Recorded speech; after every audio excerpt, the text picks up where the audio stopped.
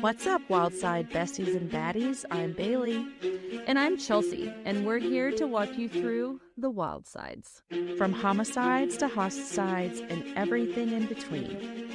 We're so glad you're here, so buckle up and enjoy the ride. What's up, Wildside? Welcome back to part 2. Part 2 of the hair fetish killer. I am really traumatized on this whole idea of a hair fetish killer because I just what stopped that dude that I knew in high school? Did he continue? Was it a fetish? Did he continue down that path? I don't know. I don't know. But we left off kind of in the middle of this long investigation into the murder of Heather Barnett.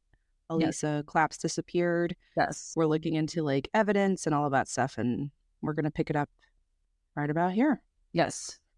So with all the connections to the hair stuff and Elisa Claps, we left off in part 1 where Restivo was now the prime suspect. Yes. So since there was no evidence to connect him to Heather's murder, they decided to put him under surveillance. Right. And I just put in caps, what a weird fucking dude. They tapped his phones and followed him everywhere he went. And on one phone call, one recorded conversation, he said, "When I touch the hair, hold them in the hand, then everything is visible, everything." And they're like, dude, this dude's so weird. And then he would have phone calls with his family, and they would literally talk to him like he was a little boy. Gross. I know. I put barf. Got me with a spoon. So whenever they were surveilling him, they would see him sitting in a car, putting on gloves. This is not funny. But if you see a picture of this dude, he's just, he's the worst. So he's in his car, putting on gloves and pulling the hood around his face so tight that only his glasses showed. Kitty from South Park. Yes. And he's sitting there this big dude, he's sweating because they always sweat. And he's sitting in this fucking car, he probably mouth breather. Mouth breathing. And, he's and he would always bring changes of clothes with him, and he would just stare at women everywhere he went. Just gross dude. And at one point, his behavior was so concerning because they were surveilling him, and he looked like he was targeting a woman. He was wearing waterproof pants. Wearing waders. Yeah. It's dude, I think you're gonna go fishing around here. We're in a parking lot and and so the cops who were surveilling him were like, hey, we have to step in because we're afraid that he's going to do something to this woman. Mm-hmm. And so they just they didn't really break their cover, but they were just like, hey, there's been a string of robberies. We need to search your stuff. He's wearing a hoodie in hot ass summer with waterproof pants. I don't even know where you get waterproof pants from, but I'm sure Restivo found a way.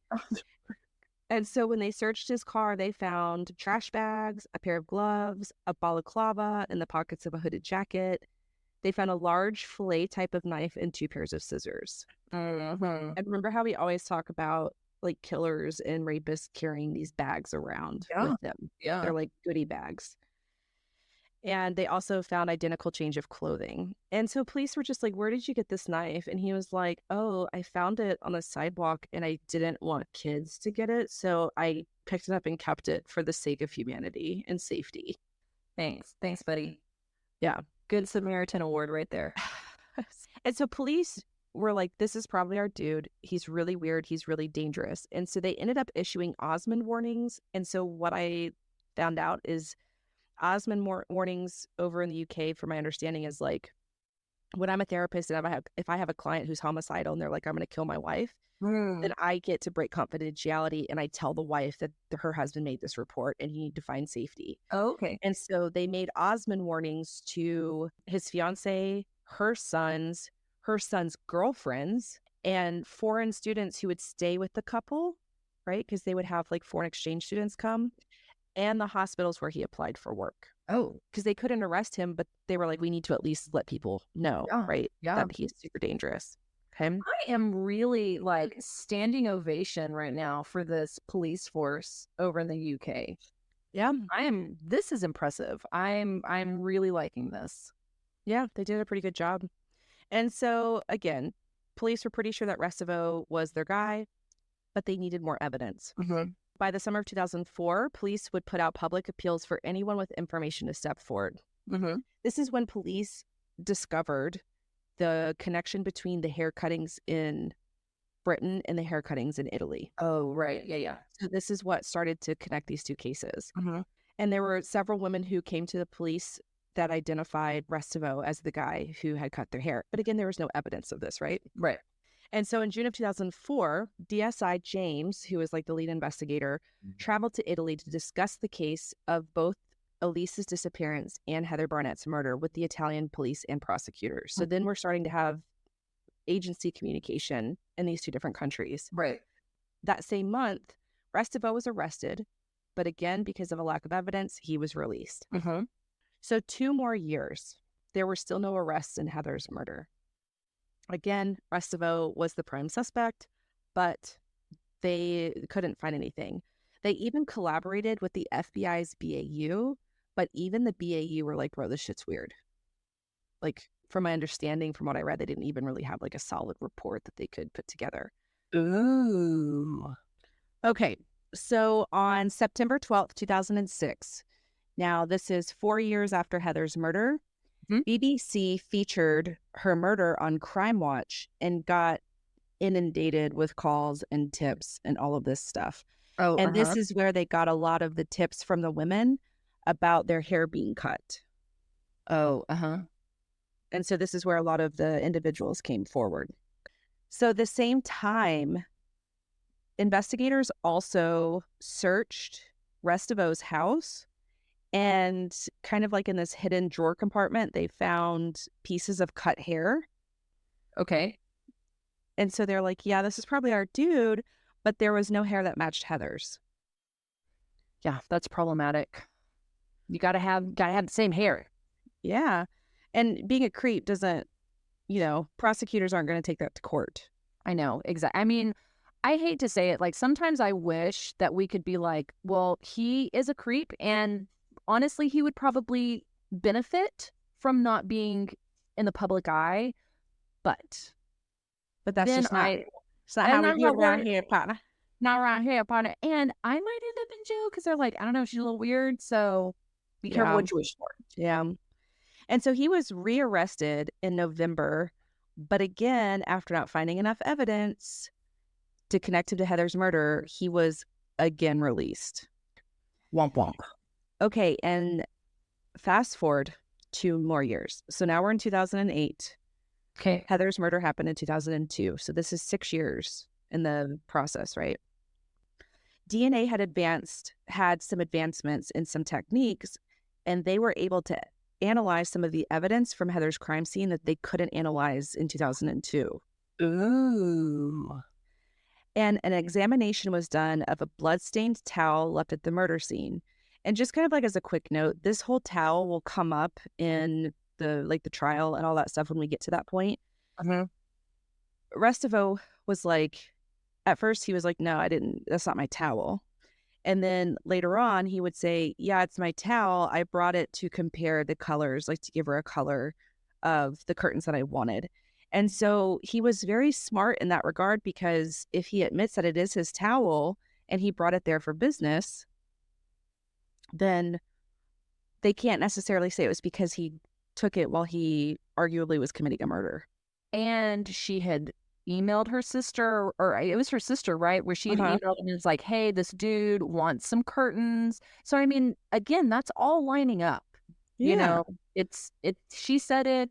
I mean, there's a lot of evidence around the fact that he was getting curtains made, which who gets curtains made? But I guess that goes in the weird box of, I don't know.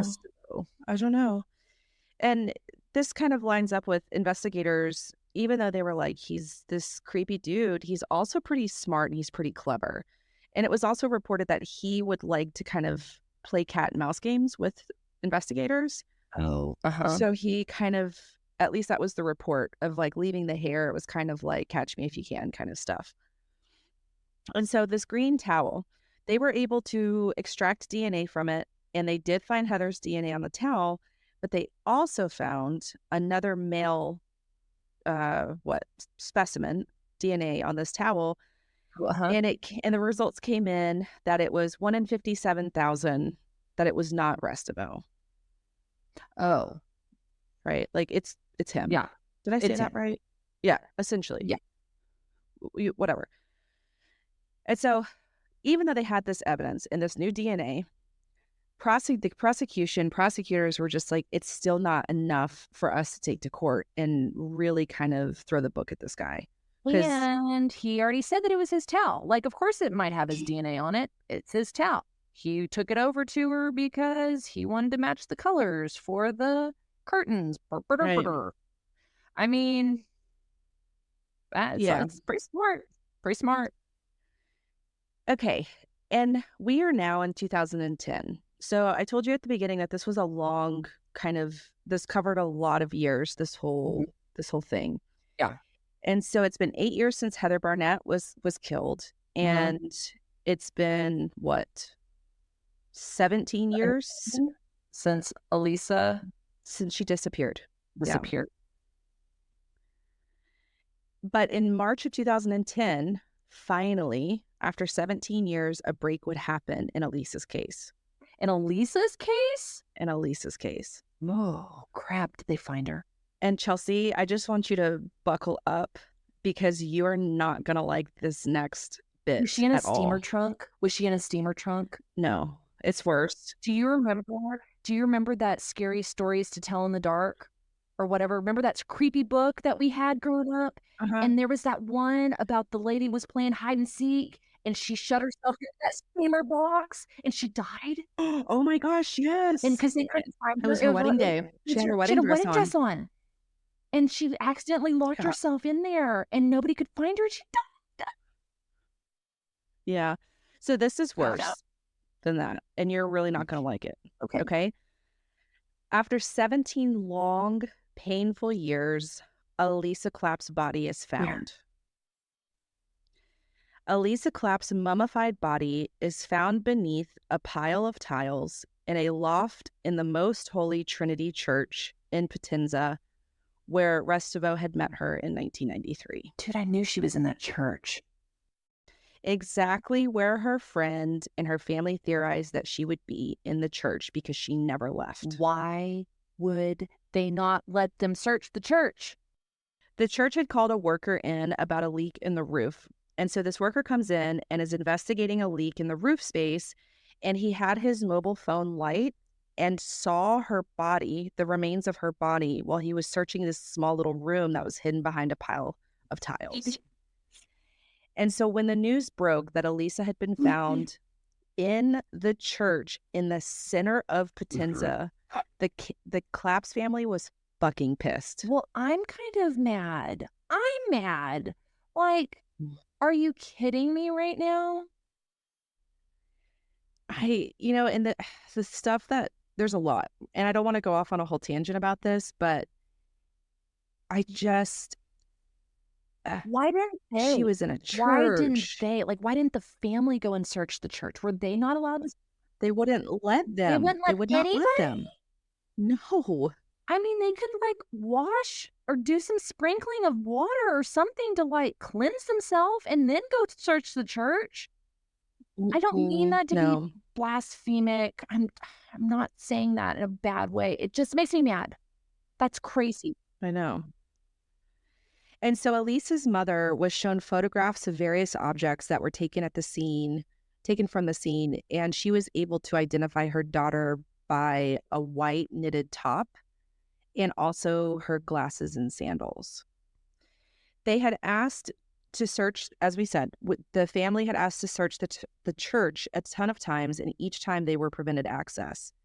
According to Tobias Jones's article, it wasn't just Elisa's family that was outraged. Italy in general and the city of Potenza was pissed, and everybody was absolutely baffled.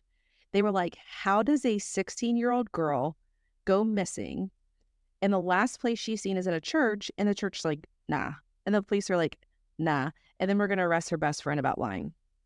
And so not only that, and this is what's going to make you really mad, but it was reported that her body may have been discovered on multiple different occasions, but it was covered up by the church.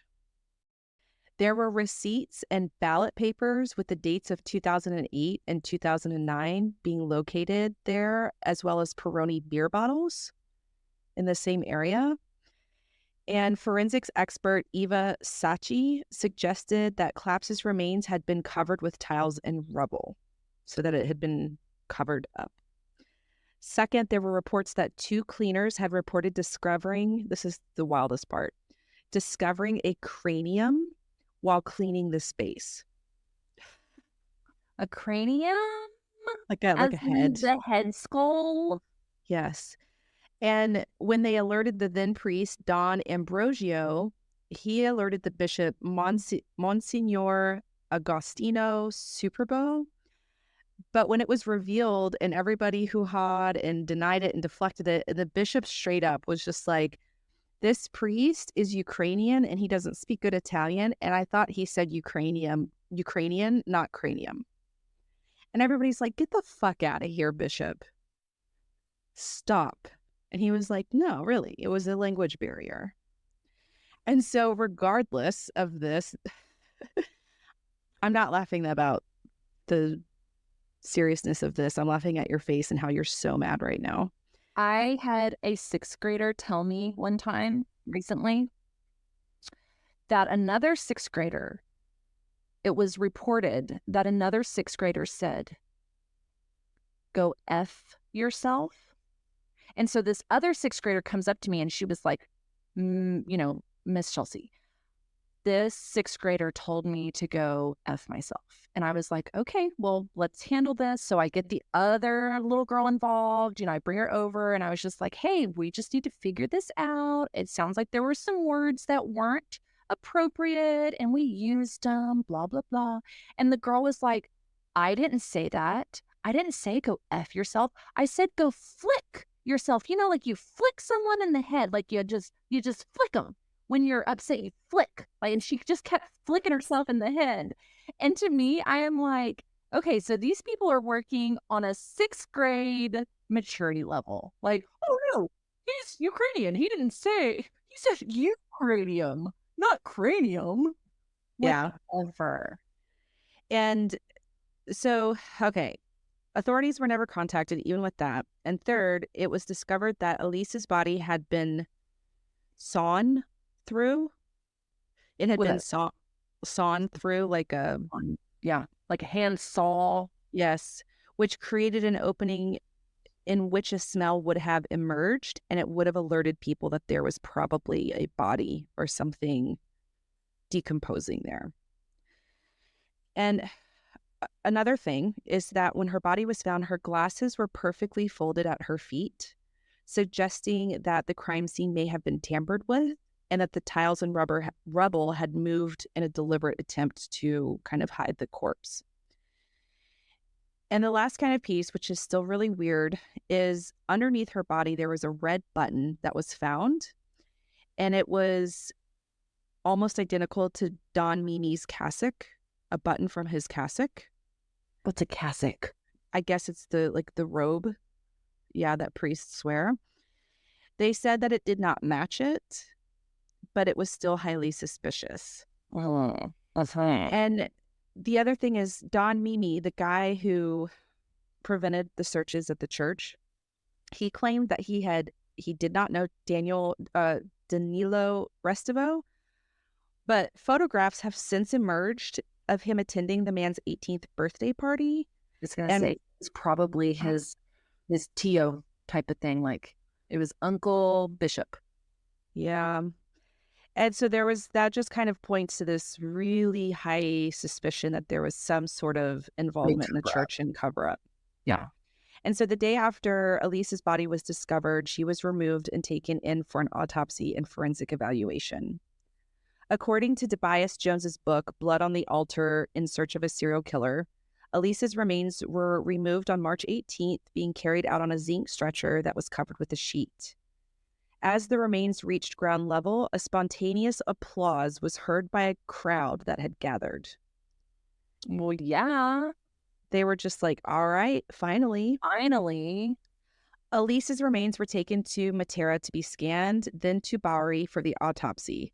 Forensic DNA analysis initially suggested the body was not that of Elisa, but on retesting, it was positively identified as hers. Professor Introna, who is a professor of legal medicine at Bowery, concluded that two circular stains on the wall of where Elisa's remains were located indicated that her remains had decomposed in this small room, appearing to have been dragged to that area. Hmm.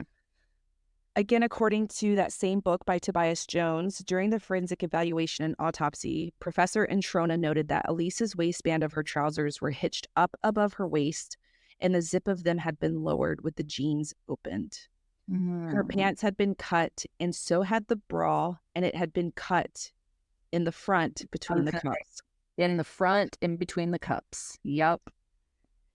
Elisa had deep cuts to her bones, suggesting that she had received at least 9 stab wounds from behind, largely to her ribs, and 3 from in front. Mm. One going through the front of her neck to her spinal cord might have been made with a pair of scissors.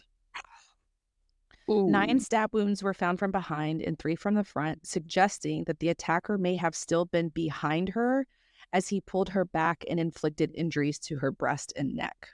Mm. It was also identified that there were a presence of red blood cells, indicating that Elisa was stabbed repeatedly while she was still alive. And I can't help but kind of get really morbid with my thoughts on things. And I always just put myself in these victims' positions, like in their last moments.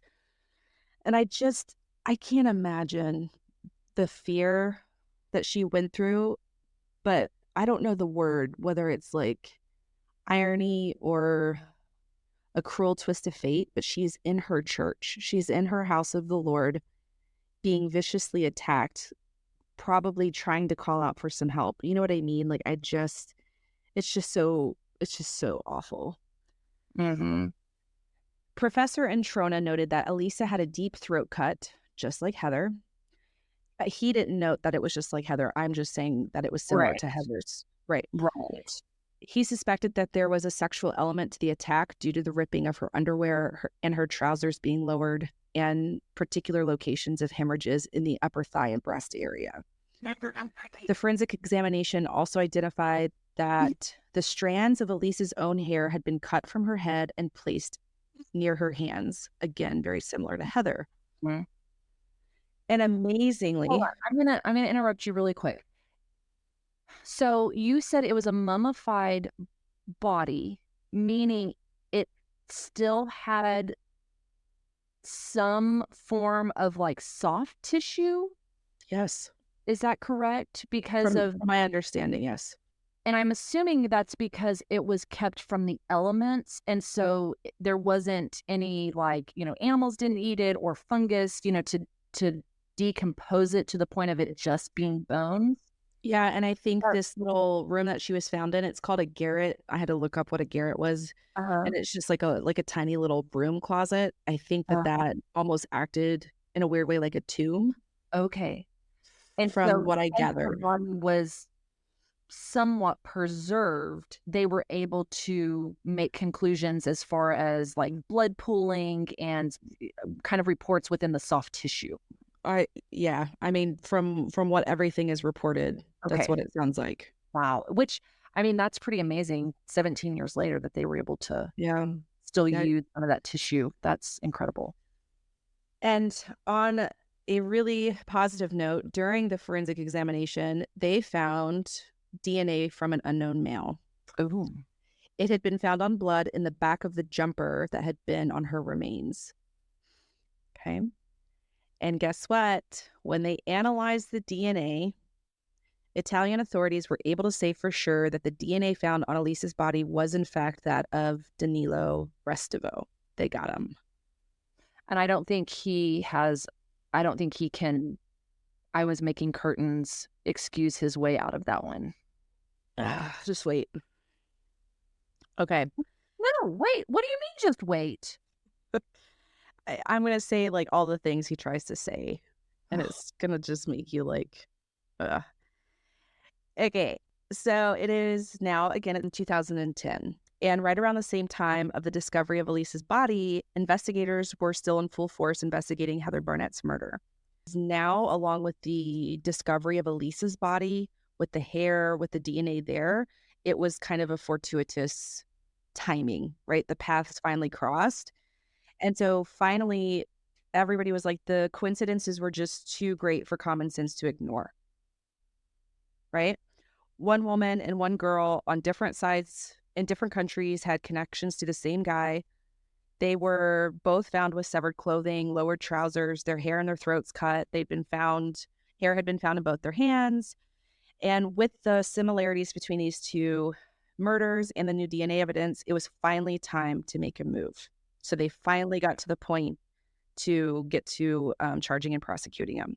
Mm-hmm. And so it had taken a while because everything seems to take a while. It's in your ear. I know.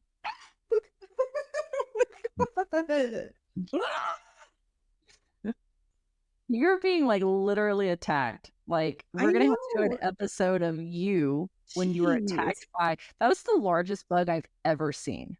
Oh, okay. Okay. My computer scrolled up. That's how wild everything was.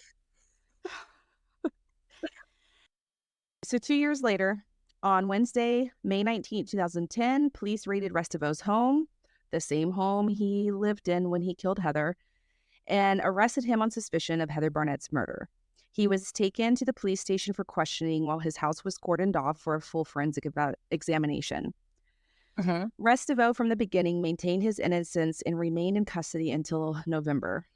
And finally, on November 8th, 2010, at Winchester Crown Court, Restivo pleaded not guilty to the murder of Heather Barnett. A date for the trial was set for May 4th, 2011, with 8 weeks allocated for the trial.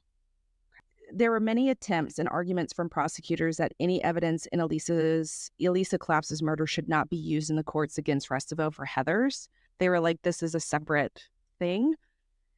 And it was finally ruled by the English court that they would hear the evidence from Elisa Claps's murder and about the similarities of that murder with the murder of Heather Barnett. And apparently this ruling made legal history in England. Okay. And so by the time the trial kicked off, it was everywhere. Reporters were allowed to use Twitter throughout the process, and 2 entire countries were obsessed with the hair fetish killer because both murders had been highly sensationalized. Mm-hmm. The trial was super intense. And in one report, the investigation into Heather's murder alone lasted 9.5 years. Police had collected over 700 statements, 6,200 exhibits, and 7,300 documents, making it one of the most extensive, complex, and sustained investigations ever carried out by Dorset police. Wow. Yeah. Italian investigators were also invited and testified to the English court specifically about the DNA recovered from the clothes on Elisa's body and how it matched Restivo. Uh-huh. 3 of the women who had their hair cut by Restivo also provided evidence along with another individual and testified that it was Restivo who was the individual who had cut their hair. Okay, because they were able to like positively identify him, type of thing. Yes. So he was pretty bold. He was bold with the haircutting. He was just like, "Gotcha, yeah, mine now." And remember Angela in the very beginning of the story in the movie theater? Yeah. She zoomed in with her now husband, the same guy, Nicola Marino, and they gave testimony at the trial. And this is where they gave that version of what happened back in 1992. Yeah. The prosecution provided a bunch of evidence claiming that Restivo was the one who murdered and mutilated Heather Barnett. They shared their belief of what happened with the jury. They believe that Restivo gained access to Heather's home either from Heather letting him in or by the keys that he had used. I don't think it was the keys because she had her locks changed. So if it were me, my thought on that is, hey, Heather, what's his name? Danilo? Yeah, Dan, they called him. Hey, Heather, Dan, I am so sorry. I must have picked your keys up the other day. Like, I don't know how that happened. I'm assuming they're yours. I'm just here to drop them back off to you. I'm so, Yeah. so sorry about that. That, if I were going to be a king, Hmm. that's what I would do. That's what you would do. Yeah. Is kind of like, why are you here? You know? And it's like, I found your keys. I am so sorry. Hmm. Yeah. I would do. Totally plausible. And so they said that however he did it, he gained entrance into the house and argued that he made a deliberate attempt to remove any forensic evidence or links to the scene of the murder by placing his shoes in bleach, the towel located in the crime scene, getting a change of shoes, that kind of stuff, right? Mhm, Trying mhm. to clean up his tracks. Right. They believed that the towel that contained his DNA, that he used this to wipe Heather's blood from him and had forgotten to take the towel with him when he left. Yep. And he was Yep. probably sweating because these guys are always mouth breathers that sweat really bad. I hate it so much. The prosecution argued that Restivo had told lie upon lie upon lie and that his lies have found him out. And they were like, the shit this dude has said is ridiculous. It's redonkulous. The prosecution also obliterated his alibi, noting that the bus ticket didn't prove his alibi. They said he could have bought it, gotten on, and then literally gotten straight off of it at the next stop and just walked to her house. Right. They also shared how he changed the time on the sign-in sheet as well. Oh, don't you know that he thought he was so smart? Like, don't you know that he was just like, again, like your meme that you love so much about watching crime documentaries? He was probably sitting back and just like, effing idiots. I'm so much smarter than they are. Yeah. Yeah. And so this whole time, he firmly denied any involvement in both the murders during the trial. And giving his evidence at the start of the defense through a translator, Restivo said, quote, the hair cutting first happened when I was about 15 or 16. I was studying at a scientific secondary school, and it started as a bet between school friends. I was trying to get accepted into the group, and the first 3 times I cut hair, it was a bet, but then I started liking it and kept doing it. I meant no harm. The problem was that I liked touching the hair and also smelling it. Afterwards, I would throw it away in the street. Liar, he didn't. I never knew it was an offense to cut women's hair, and if it is, I apologize. It What? was never a sexual attraction. And so Like, this why would dude, he even say that? You know what I mean? It's like, but it's definitely not a sexual attraction because anybody who has a sexual attraction to hair, like, he's like, what? I like sniff it and I cut women's hair, but it's definitely not a weird sexual thing. No. And Like, he's he's like, like, and I didn't know that it was an offense to cut women's hair. And I'm like, you are the yes, you did. worst. You're the Yes, you worst. did. Sesame Street was around when you were growing up, and they teach you stuff like that. So he denied having a fetish for hair. He denied masturbating around it. He denied stalking and harassing women, despite like literally, I don't know, 4 or 6 women testifying that he did. Okay. Well, what did you say? Like 7,000 pages of like, we have 7,000 pages of why you're a creep. Yeah. And he's like, no, And I no. think the thing that really makes me mad about this guy is so I get really frustrated when people can't take accountability. Oh, Okay. yeah. That's like another pet peeve of mine. I Yes. will have so much more patience and respect for you if I'm like, I heard you said this about me, and someone's like, yup. I'm like, oh, Oh, okay, well, that's fair. Why? mhm. Right. But if Yep. they're like, no, I didn't say that, I immediately have like no respect for you. Oh, Right. a It thousand. just, I For, can't. yeah, for sure. And so this whole trial, because Restivo did not speak very good English or any English at all. And so everything was just like, I didn't understand. I didn't understand. It wasn't translated for me. Or, the police didn't make it clear. I didn't understand. Like that was a big thing for him. He didn't speak any English. Very He little. that's crap. No, that's not true because he asked Heather to make him curtains. I I'm mean, yeah, but you can speak very little English, but still claim like I don't really understand these more complex things, right? whatever. When asked about the cut on his hand, and this is just what I'm talking about, this dude, man. After he had like after Elisa's disappearance and he showed up at the house and he had that injury, Oh, right, he right. literally was like, well, I was going through a building site and I was really intrigued by the quote ingenious design of the escalator. Like, shut the fuck up. No. Like, that's why he was like, oh, I was in this, construction place and I was just admiring this wonderful Italian architecture of this escalator. And that's why I got a cut on my hand. And everyone's just like, you're the worst. Like, you're insufferable. It's, I mean, You're insufferable. for reals though, like, I hope that someone did a psych eval on this dude because he sounds like he is processing at a 6th grade level. This sounds Well, like a his 6th grade. parents treated him that way. That's true. That's true. And he also was totally unreceptive to the idea that he was a fucking creep. He was like, I don't know why girls and their parents got so angry when I'd send them flowers. Like, there was an excuse for everything. And I hate it so much. But Uh-huh. what's so funny is that authorities in the Heather Barnett case literally described him as a bit dippy, rather pathetic, slightly childish, and very hypochondriac. And that paints such a good picture. He is like Ronald Dominique. Yeah, except I don't know why I feel like they're both really bad. But this guy just gets under my skin. Mhm.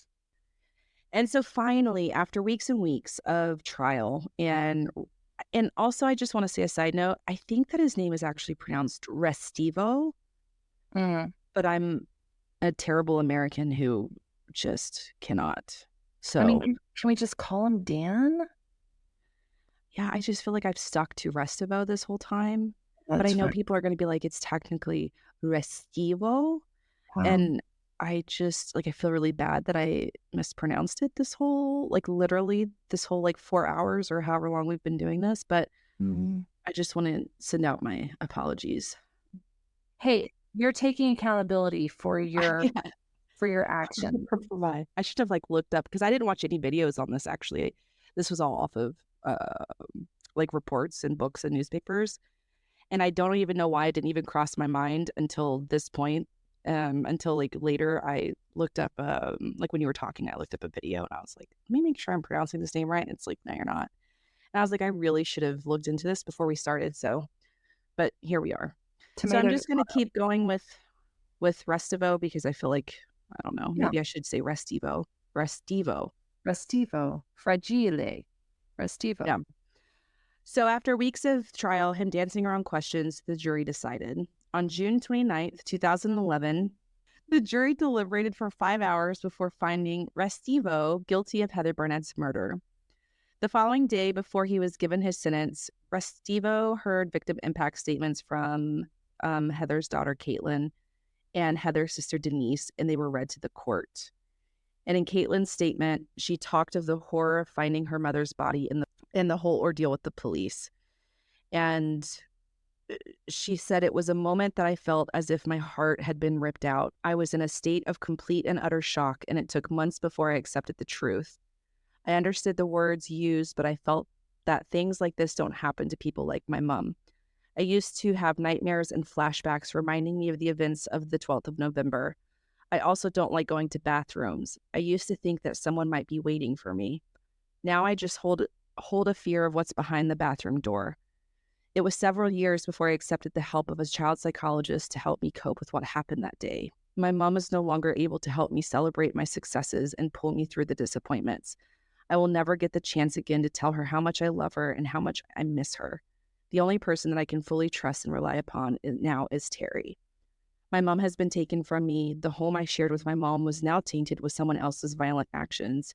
I have not been back there since and cannot face even going near our front door. It reminds me too much of the horror that awaited my brother and I to find.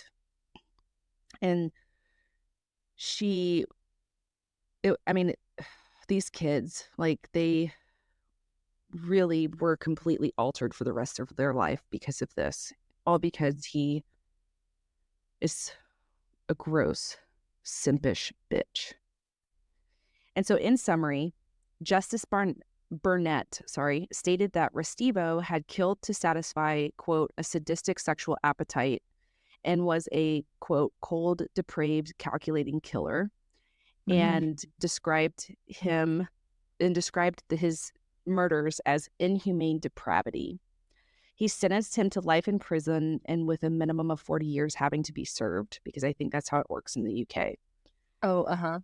And so on November 11th, 2011, whilst in prison in the United Kingdom, an Italian court in Salerno found Restivo guilty of Elisa's murder and sentenced him to 30 years imprisonment. The trial was carried out in his absence due to extradition proceedings from a previously issued European arrest warrant. It halted after he appealed his conviction. And Mhm. so on March 18th, 2013, Restivo arrived in Italy to attend a court trial to appeal his conviction and his sentence for the murder of Elisa Claps.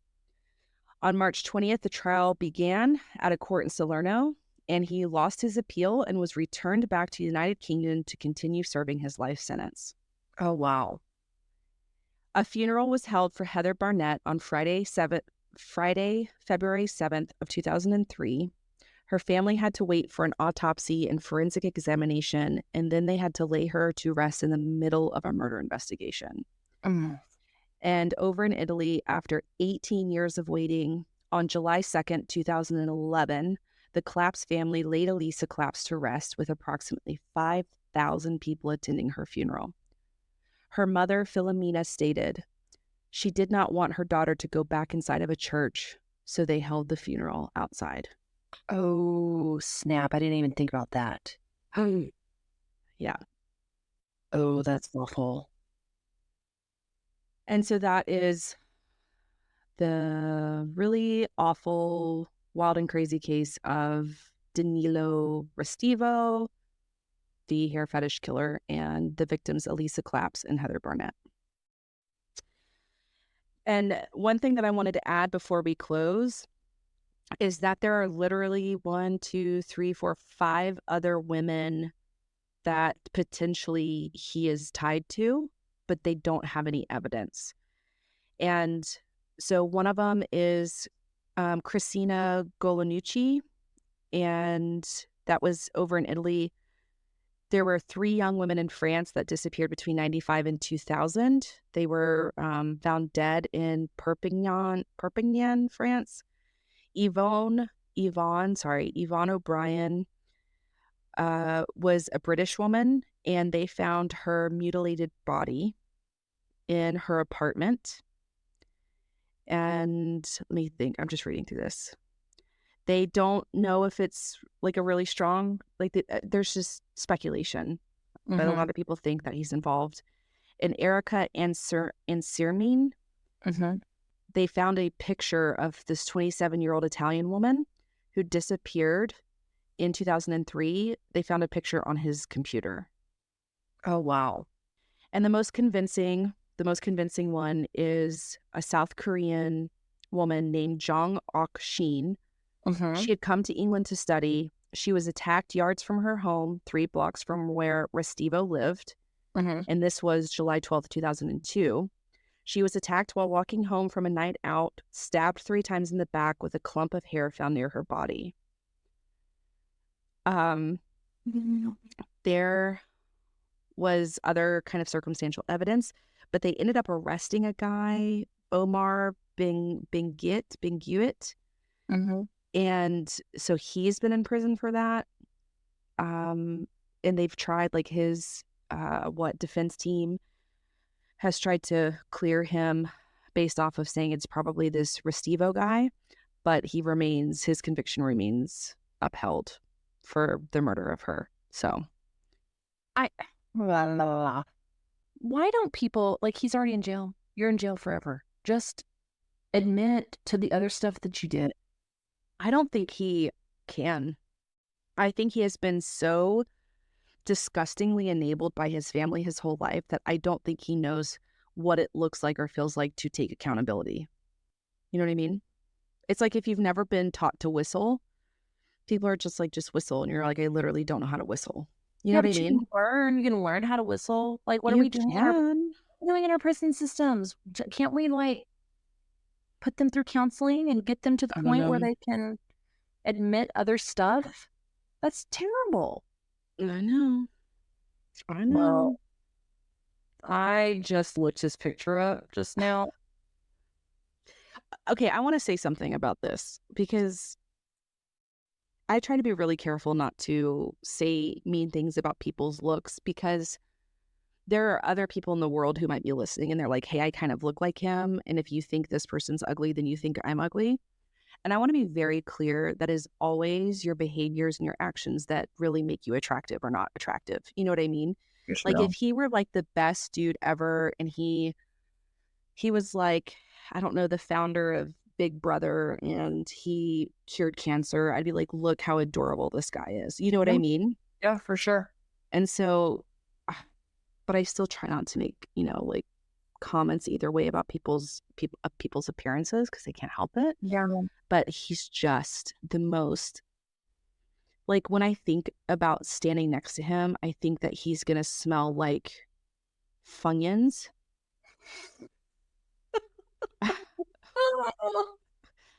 Like I'm convinced he's gonna smell like sweat and Funyuns. Yeah. And he's gonna breathe through his mouth. And he probably chews with his mouth open. And he Yeah. makes probably really loud noises when he chews. And it's just everything about him just makes me immediately angry. I'm trying to see if I can see a picture of him smiling to look at his gums, see if I can tell if his gums If you look like took care, mouth, like his oral hygiene, how his oral hygiene is, to see if he's a I mouth. bet you that he would also be on what's that TLC show with my feet? My feet are killing me. Oh. I bet you he'd be on that show with nasty feet. Didn't you and Sarah one time have like an ongoing conversation about what Post Malone would smell like? Yes. And then Weed and burritos. and an article came out and Sarah was like, I knew it. I knew it. And they're like, he smells kind of like soured milk or something. It was something funky. I can't remember. And y'all were Yeah. just like, I knew. We've been talking about it for years. We knew that he smelled weird. He just Yeah, I looks mean, like he smells just weird. well, especially when he was like in his like addiction, like he was Right. probably not taking care of himself. But that's Right. another thing. Like when I see people, I always wonder what they smell like, I know. you know? You know that I hold my breath when people walk past me? Like, Like all people? Like yeah, every human? like pretty much. Why? Because I'm afraid. It's like a roulette. It's like Russian roulette. Like, I just don't know which one is gonna have a really Oh, bad smell to them. It's more so like when I'm out shopping. Like, it's more so not like in like school. Like in the school setting, it funny. all smells bad. Like they're all junior high or high school. Like they all smell funky, right? But in a public place, I hold my breath. And I That's don't so do it funny. intentionally until the other day I was at academy and I realized that I was like, hold my breath as someone walked past me. Yeah. Because I'm just afraid that they're going to smell real bad. Yeah. Yeah. No, I get that. I get that. And so I don't know if we should like split this up into 2 episodes or if it's just going to be a really long one episode. It might be good to do two. Yeah. It would probably be like 45 minutes each. I think that's good, actually. I like 45 Yeah. minutes. Yeah. It's easier to get through because sometimes an hour gets really long listening to a podcast. Mm-hmm. Yeah. And you could keep your bug attack in if we kept it into, if we split it up. Yeah, we might have to keep the bug attack in if I give somebody a heart attack when they're driving. Gave me a heart attack, a heart attack. Heart attack. Heart Gave me a heart attack. what? What is a pirate afraid of dying from? A heart attack.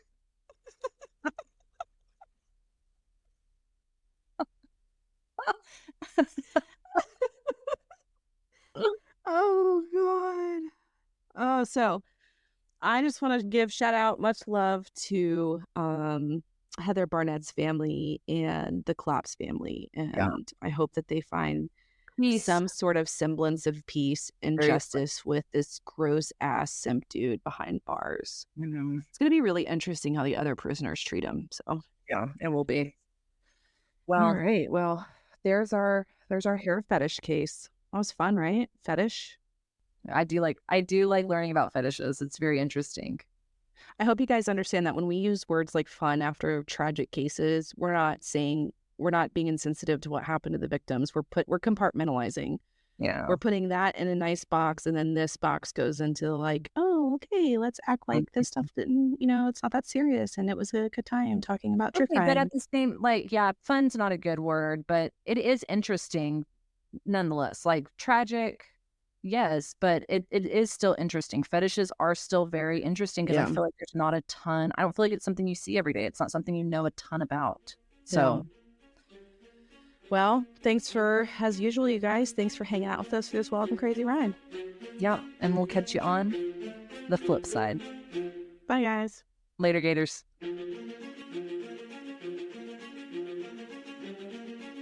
Hey, Wildside Tribe, don't forget to follow us on Instagram and Facebook at Wildside Podcast. Make sure to tune in on Wildside Wednesdays. New episodes will drop each Wednesday at 6 a.m. Eastern Standard Time. We would love to hear from you, so if you have a wild case recommendation, email us at wildsidepodcast@gmail.com. That's wildside with a C. Or share your thoughts in the comments below. As always, if you haven't heard it today, you're loved, you're worthy, and you're valuable. And we'll catch you on The flip side.